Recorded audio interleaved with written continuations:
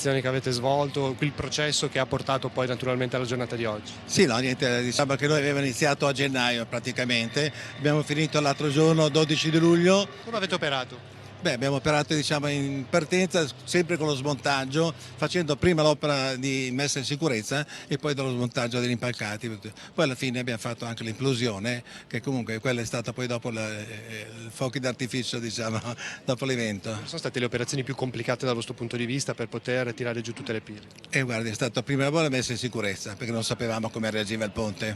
Quando abbiamo fatto la messa in sicurezza, che abbiamo avuto la certezza di poter operare, il primo impalcato ci ha dato diversi problemi, perché non sapevamo come reagiva con gli stregge, con i pesi, con tutto.